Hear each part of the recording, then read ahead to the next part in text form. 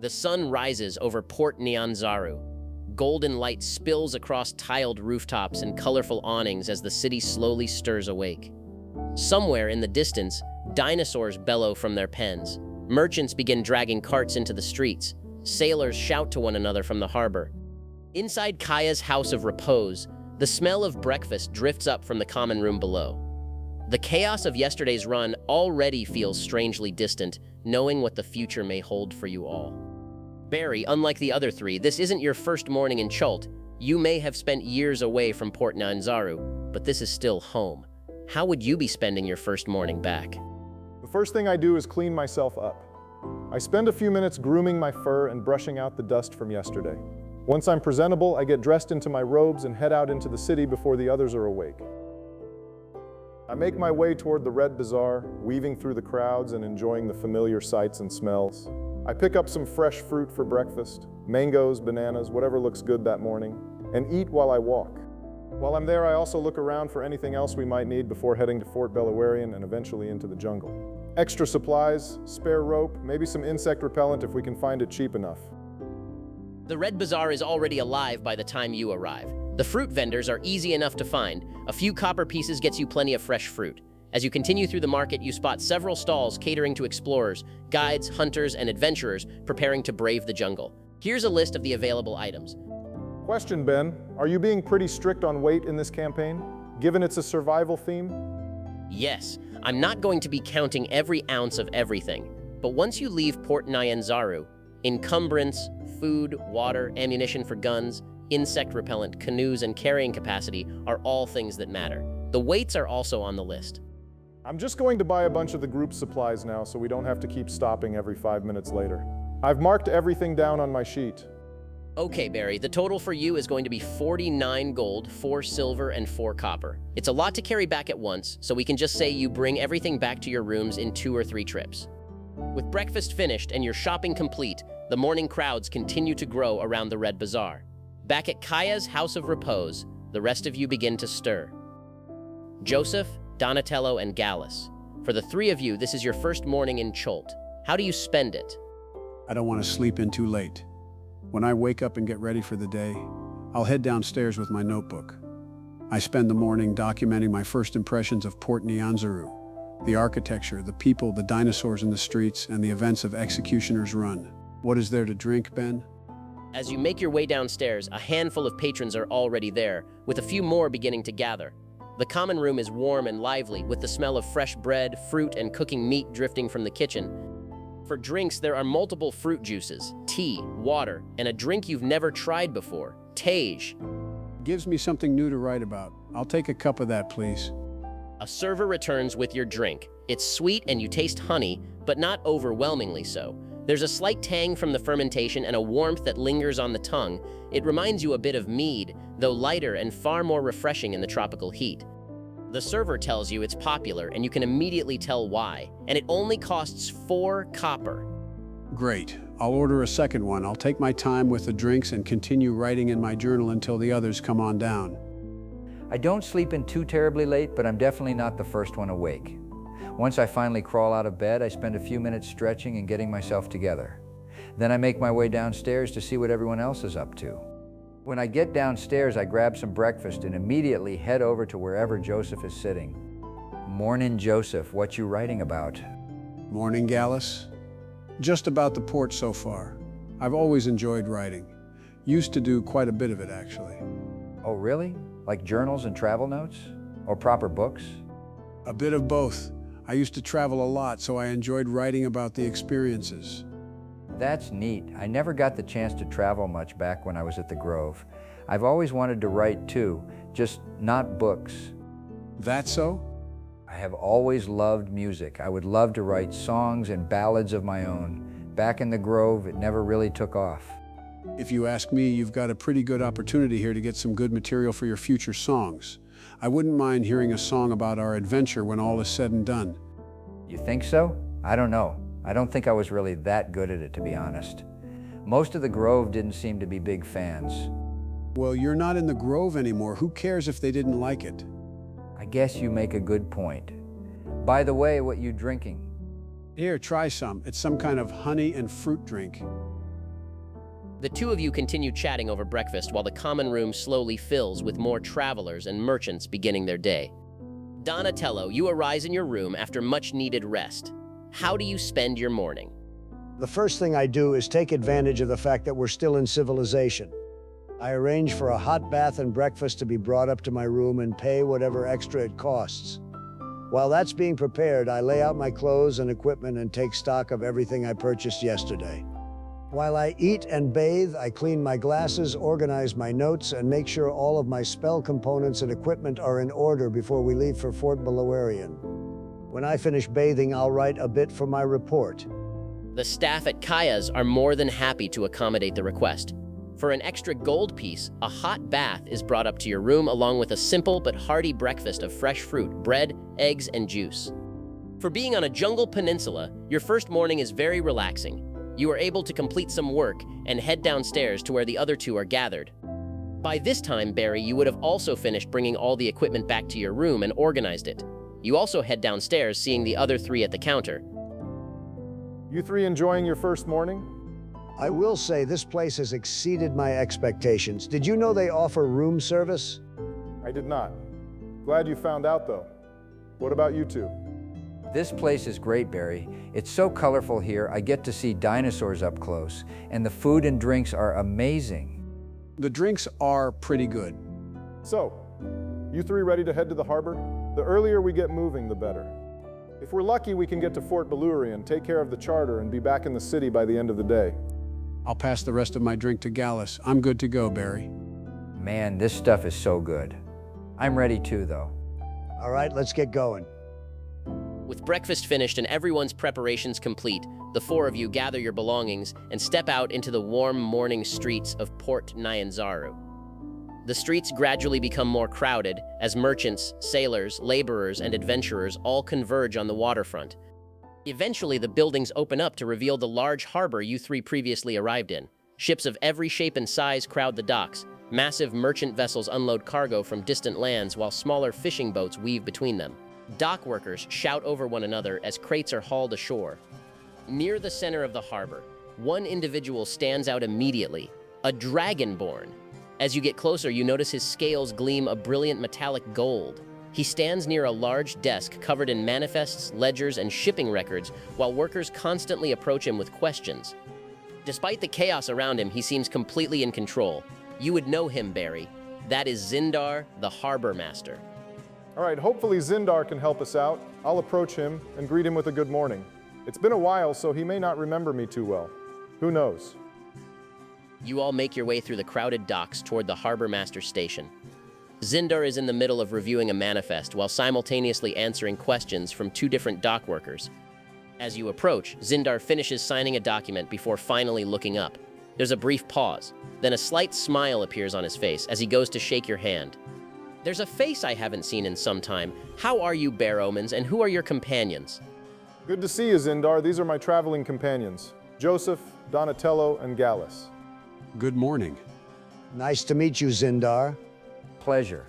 Actually, that's part of why we're here. We're planning to head to Fort Beluarian today. We need a charter of exploration before entering the jungle. Do you know of any ships heading to the fort this morning? Heading into the jungle, huh?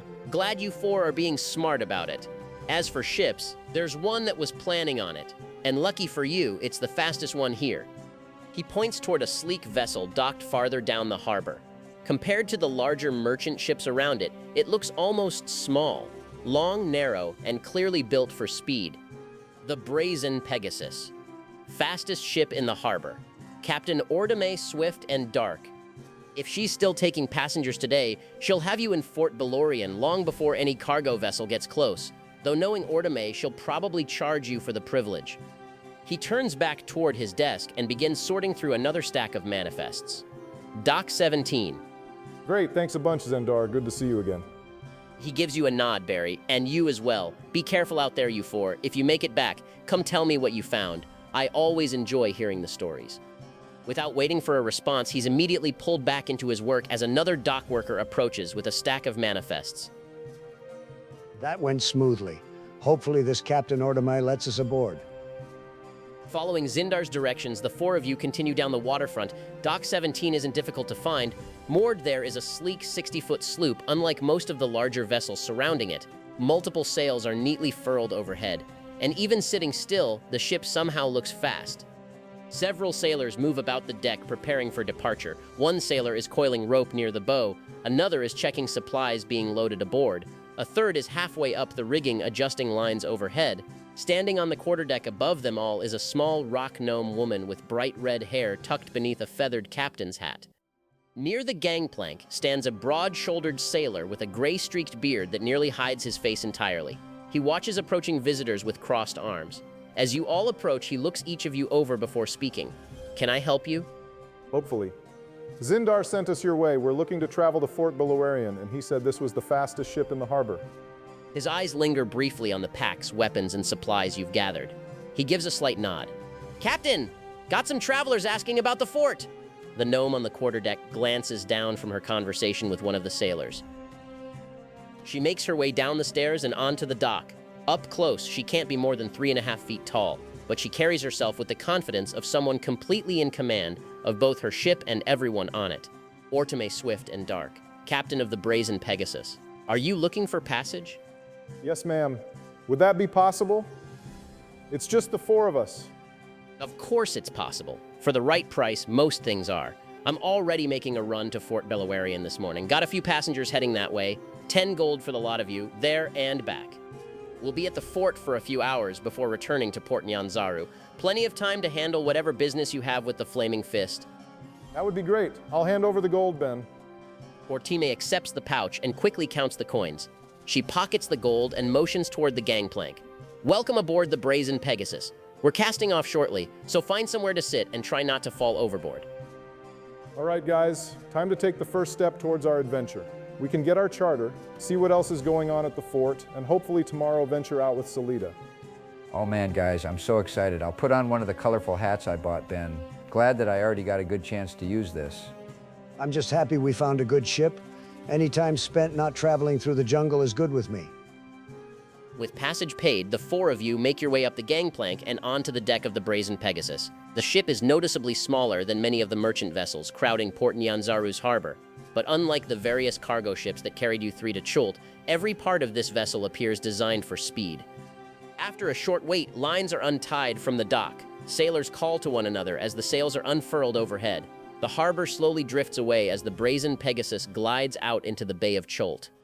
The colorful buildings of Port Nyanzaru gradually give way to dense jungle and open plains across the coastline. Dense green canopies run right to the edge of the sea in places, broken only occasionally by rocky cliffs or narrow beaches. As the crew settles into their routine, you notice several other passengers aboard. A merchant sits beneath a tarp reading through a ledger. A pair of Flaming Fist soldiers quietly play cards near the bow. And near the stern, a Chultan man with a traveler's satchel seems content to watch the coastline pass by. So, Barry, why is it the Flaming Fist have a fort in Chult? Coin. That's the short of it. The Flaming Fist has been in Chult for years. They don't really control much beyond Fort Beluarian itself, but they claim authority over expeditions operating in the jungle. Can they actually do that? I mean, can they just claim part of the jungle? Depends on who you ask, I suppose. Anyway, it's not like the people of Chult can stop them. The merchant princes tolerate the fort because it keeps some of the pirates and other problems away from the city. The Flaming Fist tolerates the merchant princes because they make a lot of coin here. That seems to be the way of things, doesn't it? Wherever there's something valuable, eventually somebody decides they own it. You sound like you've seen this before, Don. A fair share, I guess. I'm from Athkatla, and the government there isn't the best. It basically runs just like the port. Rich merchants control everything, while the rest of us in the city do our part. I'm sorry to hear that, Don. I understand how you feel. What part did you play exactly back in your city? I work for a magic consultancy service, the Argent Concord. A magic consultancy? What's that supposed to mean? People just hire you when they have magical problems? More or less.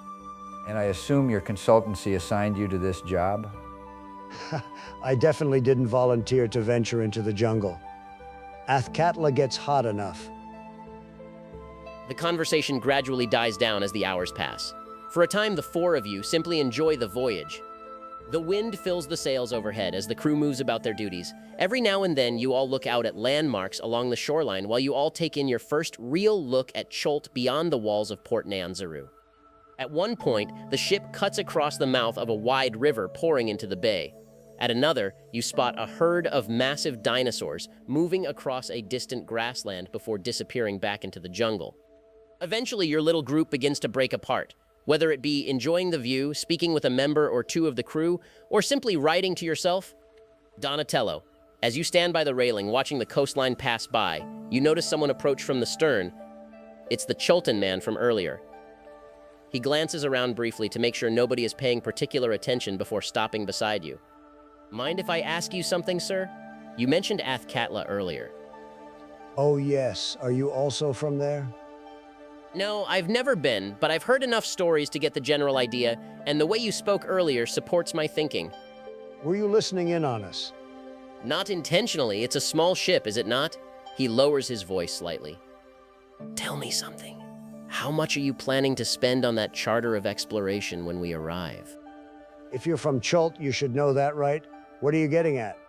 I do know 50 gold. Tell me honestly, does that seem reasonable to you? 50 gold for a piece of paper saying you're allowed to walk through a jungle? No, but I don't imagine they care what I think. The thing is, I have some business at the fort. There's reason to believe some people working for the Flaming Fist are corrupt as can be, and I suspect that if I can find proof of what I'm looking for, certain powerful individuals would be very interested. He glances around to make sure the Flaming Fist on board aren't paying attention. If I offered to cover the cost of your charter, would you help me out? It won't put you at risk whatsoever. Corrupt how exactly, and who are we talking about? The man gives a small shake of his head. I can't risk telling you who, but there is reason to believe they've been working with the local pirates in Chult. You said you are against corruption, yes? Against corruption? Of course I am, but I don't even know you. I understand. I'm not asking you to trust me. I just need a distraction made at the fort for the better of the people of Chult. When we arrive at the fort, hear me out. If you don't like what you hear, walk away. No hard feelings. Talk with your friends if you'd like. Enjoy the rest of the voyage, wizard. He gives a small nod and heads back toward the stern, leaving you alone to consider his proposition. All he needs is a distraction. I can probably think of something. I'll see what the others think of it when we dock at the fort. We can save some gold and maybe help out the people of Chult as well. I think they'll all be good with that. The remainder of the voyage passes peacefully. The brazen Pegasus continues northward along the coast as the morning gradually gives way to afternoon. The jungle remains ever present, stretching endlessly inland beyond the shoreline. Every so often you spot distant movement among the trees or along the plains, but whatever creatures call Chult home remain far from the safety of the ship. Eventually, a sailor calls out from above, "Fort ahead!" Looking ahead, you can see your destination at last. Perched atop a hill overlooking the coastline stands a wooden fortress. You instantly recognize the flag of Baldur's Gate, Joseph. The entire structure sits atop a 10-foot hillock, its sides cut almost vertically. A sturdy wooden stockade surrounds the fort, while a tall keep rises above the eastern side of the compound, commanding a clear view of both the jungle beyond and the waters below. Even from a distance, you can spot guards patrolling the walls. Captain Ordame shouts across the deck of the ship, "There's Fort Beluarian. Try not to start any trouble while you're there. We set sail at sunset. If you're not back by then, you're finding your own way to Port Nyanzaru." The passengers begin gathering their belongings and head for the gangplank. Around you, the crew barely seems to notice the arrival. Some continue coiling rope while others begin unloading cargo destined for the fort. Soon enough, the four of you find yourselves standing on the docks beneath Fort Beluarian, the sounds of the sea behind you and the looming stockade ahead. Well, here we are. Let's see where we go to buy that charter. I assume we can just ask a guard. Hey, before we go into the fort, I wanted to ask you guys something. What's up? That Chultan man on the ship spoke to me while we were sailing. Apparently, he believes some members of the Flaming Fist here are corrupt. Well, I could have told you that, Donatello. He thinks there may be some connection between people at the fort and local pirates, though. That's quite the accusation. I wouldn't be too surprised. The pirates are a pretty big issue in the area. They don't come too close to our port, but they raid a lot of the open waters. Well, he told me that if we were to help him with something while we're here, he'll pay for our charter of exploration. All 50 gold? That's what he said. That would be pretty nice considering we have to pay off our guide. We have some extra gold from betting last night, but I'd rather save it. What's he want us to do exactly? He was a bit vague, something about creating a distraction while he investigates. He asked that I speak to him when we dock. No hard feelings if I decline. Well, I won't lie, that sounds suspicious. I agree, but hearing him out doesn't cost us anything. Is the man nearby, Ben? Most of the passengers have already dispersed, either heading toward the fort or conducting whatever business brought them here. You spot the man you spoke with partway up the hill leading toward the fort. Every now and then he glances in your direction, but otherwise appears content to wait. Okay, let's go see what this is all about. The four of you make your way up the road toward the man. As you approach, he pushes himself away from the post he'd been leaning against. He looks relieved that you've come over. I was beginning to think you might decide to ignore me. We decided to hear you out. Nothing more than that. The man nods. Fair enough. He glances toward the fort above before lowering his voice. I simply need a distraction when it gets close to time for the ship to leave. A few minutes of attention focused somewhere other than me. That's it. Don said you would cover the cost of our charter, is that true? Assuming everything goes according to plan, yes. You purchase your charter as normal. Go about your business. When it gets close to evening, create some sort of distraction for maybe 10 minutes, and that's all. Okay, I think we can help you out. Keep an eye out for a distraction around evening time. Very good. Stay out of trouble. The man gives a small nod before turning and continuing up the path toward Fort Beluarian. Bit of a mysterious guy. Wonder who he's working for. I doubt he's just doing this all on his own. The way I see it, he seems to be trying to expose corrupt people here. Hope that's the case. At least his request is simple enough. You should hopefully know some decent spells to create a distraction, Don, and if need be, we can think of something as a group. Yeah, I'll take a look around while we're here for an opportunity. Let's head on up. With your brief meeting concluded, the four of you continue up the hill toward the fort. As you draw closer, the scale of the stockade becomes more apparent. The sharpened wooden walls rise above you, while armed flaming fist soldiers watch the dirt path from the battlements overhead. Wagons, merchants, explorers, and laborers pass through the main gate, creating a steady stream of traffic.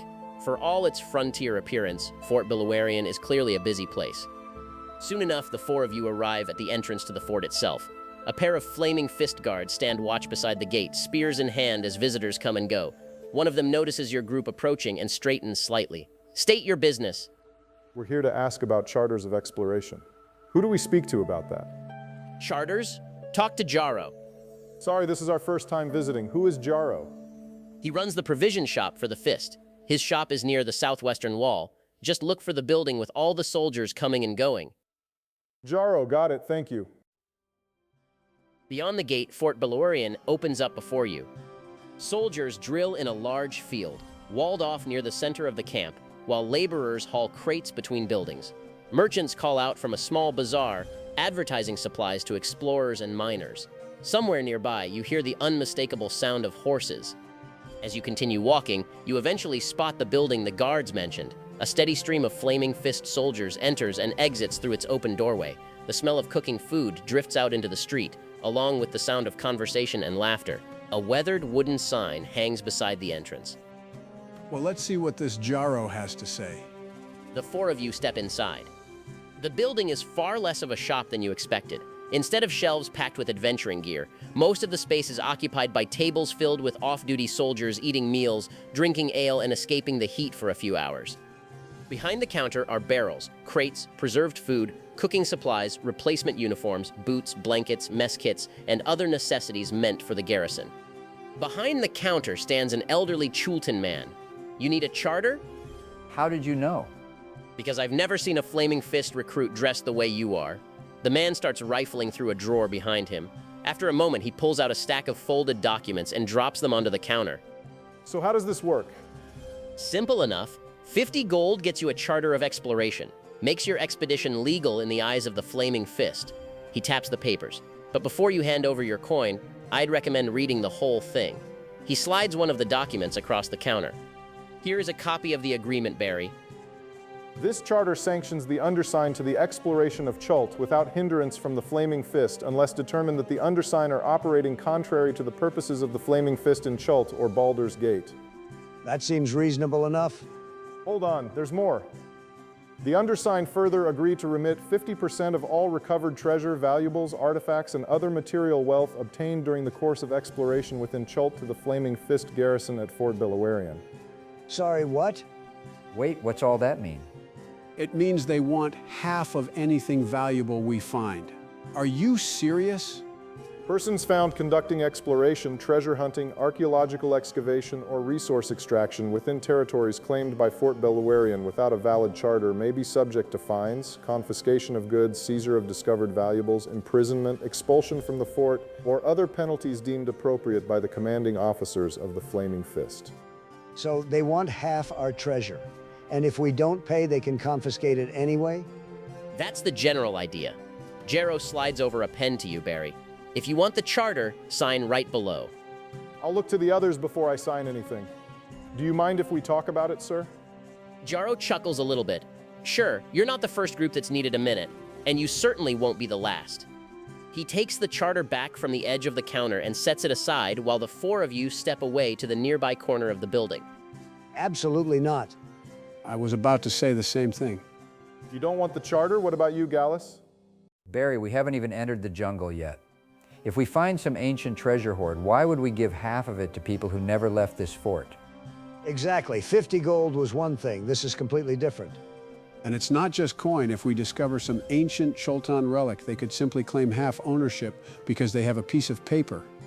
Did you know about this bit, Barry? I mean, we wouldn't have even come if you had told us they would take half of our findings. No, of course not. I wouldn't have asked you to come if I knew. My concern is what happens if they catch us without one. I'd rather take the risk of having to either hide from Flaming Fist or scare them off in the middle of the jungle than willingly hand over our things. So what are we saying? No charter? I think so. I had no problem with paying for it. But I hate that we'd be forced to give them belongings. Yeah, I think we just take our chances out there and not get one. Agreed. All right. I'll walk back over to the counter and tell Jarrow we're going to pass, Ben. We appreciate the explanation, but I think we're going to hold off on the charter. The old man nods as though this is the least surprising thing he's heard all day. Thought you might. Not my policy. Not my problem. Jarrow returns to his paperwork while the soldiers around the room continue eating and talking amongst themselves, and the four of you step back out into the warm afternoon air of Fort Beluarian. We've still got several hours before the ship leaves. Is there anything anyone wants to do while we're here? Actually, yes. I'd like to see if anybody here sells ammunition for my firearm. A firearm? What's that? I'm not exactly going to flaunt my gun, but I'll lift my coat to show Gallus. That's pretty neat looking. What's it do? I keep forgetting you don't know about much outside of your grove. It kills people, Gallus. Think of it like a bow and arrow, but way more dangerous. Oh, yeah, I ain't never heard of, what's it called, firearm. I can show you how it works later, Gallus, but you're not meant to show it off in public, as you could imagine. It might be hard to find ammo for your gun here, Joseph. I've only seen a handful of people with guns, and never anyone selling ammunition for them. I don't doubt that, but if anywhere in Chult would have it, I'd wager it's Fort Beluarian. Most of the people stationed here are from Baldur's Gate, aren't they? That's where I first got this thing. I had no idea that Baldur's Gate made firearms. Interesting. You don't see them much in Athkatla either. I'll start walking as I'm talking with them, Ben, as I keep an eye out for someone who might sell ammo. I had this one custom made back home, actually. A good friend of mine helped me make it for a journey I was going on. That's pretty impressive. What was the journey, if you don't mind me asking? Not at all, though it was quite a few years ago now, so forgive me if I miss details. A museum back in Baldur's Gate funded an expedition into Kalimshan. There were rumors of ruins buried beneath the sands, and they wanted someone to investigate them. I was working with a university at the time, so they brought me on to help identify and recover anything we found. Wait, Kalimshan? That's just on the other side of the Starspire Mountains from where I grew up. Well, relatively speaking. Is it? Yeah, my grove was in the Weldoth Forest. If you keep heading south long enough, eventually you hit the mountains, and beyond that is Kalimshan. I've never actually been there, though. The elders didn't exactly encourage travel. You weren't missing out for the most part. The heat was miserable. Sand got into everything. We spent weeks following half-finished maps, old stories, and whatever scraps of information we could gather from locals. Most of the time, we found absolutely nothing. Did you actually find anything? A partially buried temple complex. Most of it had collapsed centuries earlier, but there were still a few chambers intact beneath the sand. Nothing world-changing, but we did find a few old relics and pieces of art. That was worth it in my eyes. Did you have to use that gun during your trip? Sure did, and it saved my life. A handful of bandits tried robbing us as we brought our findings back to Kalimport. Whoa, so did you, have to kill them? A warning shot was enough to scare them off, thankfully. You traveled to a lot of other places, Joseph? I've been to small islands, deserts, and far up north, but never a jungle, so this should be fun. The four of you continue through the fort while talking. Before long, you find yourselves approaching a building that sounds far more appropriate for Joseph's errand than Jarrow's provisioner ever was. The steady ringing of metal on metal echoes from within. A sign hanging above the door depicts a hammer striking an anvil. Weapons, armor, and various metal tools hang from display racks outside. A forge burns brightly in one corner while several half-finished pieces of armor rest on nearby workbenches. Behind an anvil stands a broad-shouldered man with a slight gray tinge in his hair, soot-stained arms, and a leather apron. The man sets aside the piece of armor he'd been inspecting, wipes his hands on a cloth, and introduces himself as Corey Donadrew. "What can I do for you for?" Actually, I was hoping you might be able to help me with something specific. I'll pull out my pistol and set it down. I'm looking for additional ammo for this. Corey's eyebrows rise immediately. He takes a step closer and studies your weapon with obvious interest. "Well now, there's not something you see every day. Mind if I take a look?" I'll slide it across the counter. Go ahead. You don't see many firearms in Chult. Most people prefer bows. Easier to maintain and easier to supply. He opens a nearby drawer and begins searching through several small wooden boxes. Still, let's see if we've got anything that'll fit. Might have some left over from a shipment a few months back. One of the officers fancied himself a gunslinger for a little bit. After a moment, Corey pulls out a small pouch and empties its contents onto the counter. "Well, I'll be damned. Looks like today's your lucky day. How much ammunition are you looking for?" Depends on how much it is, I suppose. He counts the lead balls on the counter before glancing over toward a small ledger. Fort prices are a bit less friendly. They set these prices. It's 6 gold for a pouch of 20 bullets. I think that would be fine. It's not like I'm going to find these anywhere else, really. How many pouches do you have? Corey rummages through the drawer again before producing a second pouch. "More than I thought. Looks like I've got 40 rounds altogether. That's everything in the fort, though. Once these are gone, they're gone until another shipment arrives." I'll hand over 12 gold, Ben. I'll take both those pouches. "I'd rather see someone actually use them than let them sit in a drawer for another year." Corey hands over both the pouches along with your pistol, taking your gold in return. We've still got plenty of time before the ship leaves. Anything else we want to do while we're here? Corey leans against his workbench. "First time in Fort Beluarian?" It is, yes. We came to see what the charters were like, but it didn't really interest us. Corey laughs a bit, hearing your annoyance at the charters before speaking. "Then, if you've got time to kill, check the board in the Great Hall, center of the Inner Bailey. The officers post contracts and requests there whenever they need something handled beyond the walls." Wouldn't most of those require a charter? "Officially? Well, probably. Then again, if you lot accidentally wandered into the jungle and happened to stumble across one of those problems, who's to say otherwise?" We'll go take a look. Thanks, Corey. He gives a casual wave before returning to his work. As you make your way further into the center of the fort, the buildings gradually become more military in nature. The bazaar and provisioner's shop give way to barracks, storehouses, and training grounds filled with flaming fist soldiers drilling under the tropical sun. Ahead stands the Inner Bailey. Unlike the rest of Fort Beluarian, this structure is effectively a fort within a fort. Its wooden walls rise even higher than the surrounding stockade, and armed guards watch visitors entering and leaving through the open gates. Inside, the central courtyard is dominated by a wooden statue of an armored man. A few soldiers pass by, carrying crates toward the kitchens, while others head in and out of the Great Hall.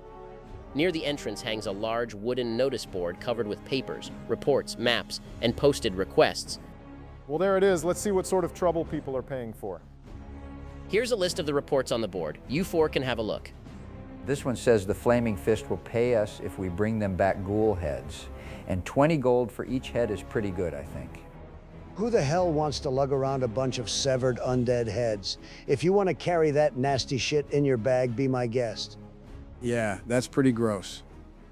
This report asks for people to visit a ruined village. Have you ever heard of Shilku Bay, Barry? Can't say I have. We'd probably have to travel there by boat, though, if we even find out where it is. What's the reward say? It looks like we each receive a free potion and spell scroll of our choosing each time from the provisions. Well, the rewards for that one don't sound bad. If we eventually find where Shilku Bay is, I wouldn't mind stopping there. I wonder what kind of scrolls they have here. Hey, take a look at this report. Apparently there have been giant footprints south of the fort. I doubt it's just dinosaurs if it's got them worried enough to make a report on it. Interesting. I think we're going to be traveling in that area eventually anyway, so it couldn't hurt to keep an eye out for those tracks. That reward doesn't seem very helpful for us, though. Magic arrows aren't too useful. I'm sure we could haggle for something of equal value. And anyway, even if we don't take any of these jobs, the information could still be useful later. Speaking of later, how much time do we have to give that guy a distraction? Do we still want to do that? Well, I don't think we're getting a charter, but the extra gold wouldn't hurt. And if he truly plans to expose corruption amongst the Flaming Fist, I would like that. I was thinking we do something simple. I saw jousting fields by the provisions. If I was to start a small fire, that could hopefully spread enough to be a distraction. I could help you out, Don. If I use Druidcraft, I can help spread the flames. So long as nobody gets harmed, that's fine. Let's wait until it gets closer to sunset, and we can go ahead and get started. All right, let's go have some lunch while we're here. I'm starving. The four of you leave the inner bailey and make your way back toward the livelier sections of the fort. Soldiers and travelers gather around outdoor tables. Merchants negotiate deals with explorers, and laborers take advantage of the afternoon lull before returning to work. After a bit of looking around, you find a place to sit and grab a meal. Nothing particularly fancy. A bowl of stew, fresh bread, and something cold to drink. The afternoon passes pleasantly enough. Before long, the shadows grow longer. Sunset is approaching.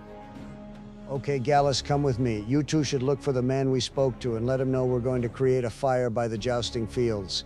That should give him time to draw attention to the fire. All right, make sure you two aren't spotted. Do what you need to do, and then we'll just get out of here. And please remember to not hurt anyone. I'll make sure everything goes good, Barry. Don't you worry. Thanks, Gallus. We'll see you two soon. Be safe. All right, Ben, I'll head around to the right side of the fort. Can we try to make sure we're not being watched while we go? Do you two want to just keep an eye out, or be sneaky while you head there? Can we do both? Sure, roll stealth and perception. I got 16 stealth and 5 perception.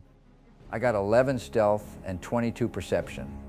The field is mostly empty now. The afternoon activities have long since ended, leaving only a few soldiers crossing the area on their way elsewhere. With the changing of watches approaching and many people focused on their evening routines, it's as good a time as any. Don, you move carefully between buildings and supply sheds on the outskirts of the fort, trying not to attract attention. Gallus follows you, keeping his eyes moving constantly. You both make it to a good spot behind a building, with line of sight towards the jousting field. Gallus, you see a pair of flaming fists still in the area, walking around amongst the hay on the far side of the field. Wait just a second, Don. Are they facing us, Ben, or looking the other way? They're looking the other way as they're chatting. I'll create a minor illusion around the corner from the field to try to draw them away. I'll create the sound of a woman screaming like she's just been scared. The two soldiers continue their conversation for another moment before you cast your spell Donatello. From around the far corner of a nearby building comes the unmistakable sound of a startled woman screaming. Both soldiers immediately stop, look to each other worried, and run to go check on the woman. A handful of other men also run to try to help as well. Great job, Don. Start the fire quick. I'll fan it and we can go. Okay, Ben, I'm using Firebolt right next to the hay on the ground. Once the fire starts, I'll use Druidcraft to make a gust of wind to get the fire going more. Let's get on out of here, Don. Right behind you. Smoke begins to curl upward, and a second later, orange flames erupt through the pile. A steady gust of wind catches the growing flames and pushes them through the dry hay. The two of you quickly retreat from behind the building and begin moving back toward the center of the fort. Within moments, shouts begin echoing through the evening air. Barry and Joseph, the two of you stand by the bazaar when you spot Donatello and Gallus emerging from between two buildings. At almost the exact same moment, you spot the man from the Brazen Pegasus. The Chultan traveler suddenly runs into the inner bailey. He points to the fire, yelling for help. Within seconds, more soldiers begin rushing in that direction as word spreads through the fort. You then see him turn and continue walking deeper into the fort.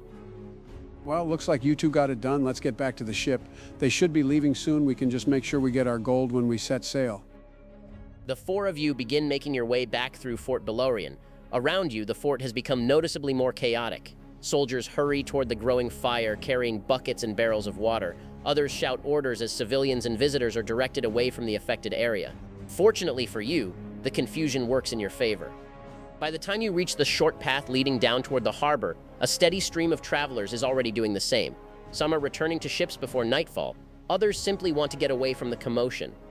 As you descend the hill, the Brazen Pegasus comes into view. Crew members move about the deck, making final preparations for departure, and Captain Orteme stands near the gangplank, speaking with a sailor, while cargo is secured below deck.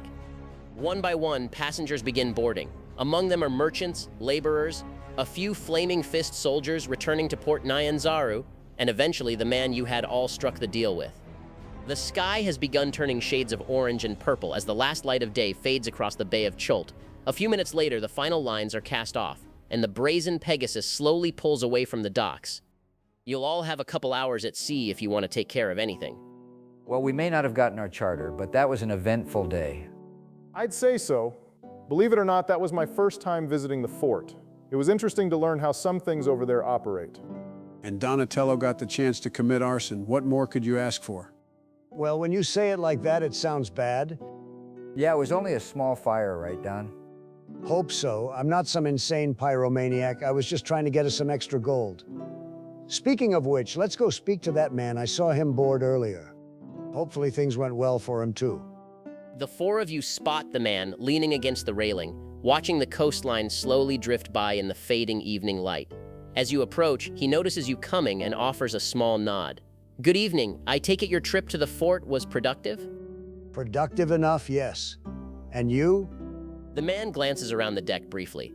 Let's just say the distraction was appreciated. He produces a small coin pouch and tosses it to you, Donatello. 50 gold, as promised. Pleasure doing business with you. Did you find evidence of corruption within the Flaming Fist? I don't mean to pry too much, but it would be nice to know, as you could imagine. The man weighs the question for a moment. You strike me as an intelligent man, so I'll give you an honest answer.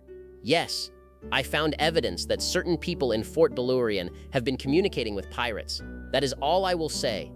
Then I'm glad we helped. As am I. The people of Chult deserve better. Enjoy your expedition. I suspect you'll find bigger problems in the jungle than corrupt officials. He gives a respectful nod and turns back to face the coast. The four of you leave him to his thoughts and make your way back across the deck. Above you, the last traces of daylight continue to slowly disappear beyond the horizon. One by one, stars begin appearing overhead. The steady rhythm of waves against the hull fills the silence as the Brazen Pegasus cuts through the dark waters of the Bay of Chult. Behind you, Fort Beluarian is little more than a distant collection of firelights along the coast.